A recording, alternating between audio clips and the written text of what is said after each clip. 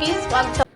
నెల్లూరు జిల్లాలో ఖాళీగా ఉన్న ఎస్సీ ఎస్టీ బ్యాక్లాగ్ పోస్టులను వెంటనే భర్తీ చేయాలని గిరిజన సంక్షేమ సేవా సంఘం రాష్ట్ర అధ్యక్షుడు కొమరగిరి మహేంద్రబాబు కోరారు. ఈ మేరకు నెల్లూరు కలెక్టరు కార్యాలయంలో సోమవారం జరిగిన ప్రజా సమస్యల పరిష్కార వేదికలో జిల్లా కలెక్టర్ ఆనంద్కు వినతిపత్రం ద్వారా అందజేశారు.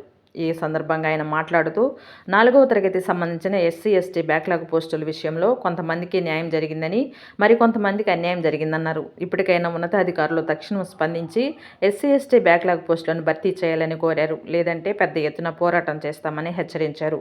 ఈ కార్యక్రమంలో యానాదుల మహానాడు జిల్లా అధ్యక్షురాలు బాపట్ల సత్యవతి, గిరిజన హక్కుల పోరాట సమితి రాష్ట్ర అధ్యక్షుడు ఇండ్ల రవి, అమావాస్య రమణయ్య తదితరులు పాల్గొన్నారు.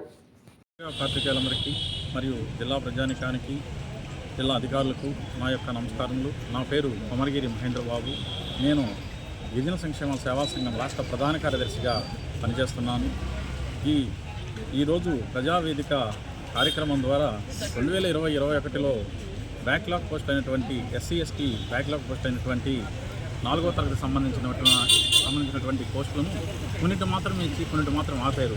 దానికి సంబంధించిన కారణాలు ఏంటి, ఆపిన పోస్టులు మళ్ళీ ఎప్పుడు భర్తీ చేస్తారని చెప్పి ఇదే ప్రజావేదిక నాడు గతంలో ఇచ్చి ఉన్నాను. దానికి ఎటువంటి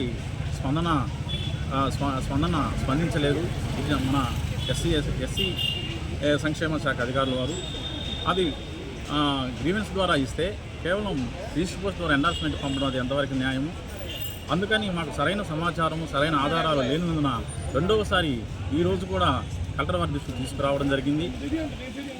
కలెక్టర్ గారు మళ్ళా ఎస్సీ సంక్షేమ శాఖ నెల్లూరు జిల్లా వారిని పిలిపించి ఏంటి ఈ విషయం మీద ఆరాతీగా అయ్యా వాటిని గతంలో 2020-21 బ్యాక్లాగ్ పోస్ట్ ఆపడం అయితే జరిగింది.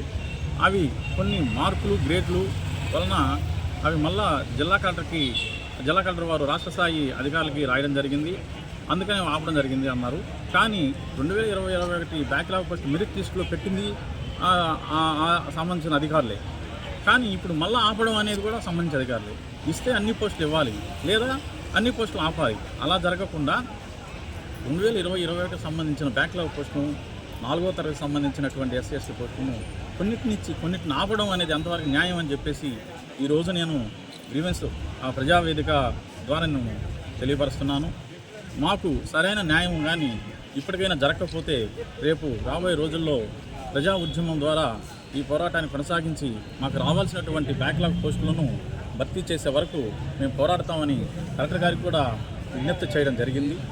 కాబట్టి ఇప్పటికైనాను 3-4 సంవత్సరం నుంచి ఆపినటువంటి బ్యాక్లాగ్ పోస్టులు ఎస్సీ ఎస్టీ బ్యాక్లాగ్ మెరిట్ లిస్టులో పొందినటువంటి లబ్ధిదారులకు ఆపడం ఎంతవరకు కరెక్ట్ అని చెప్పేసి ఈ సందర్భంగా నేను మన జిల్లా అధికారులకు కానీ ప్రజానికి కానీ మీడియా ముఖంగా తెలియజేస్తున్నాను.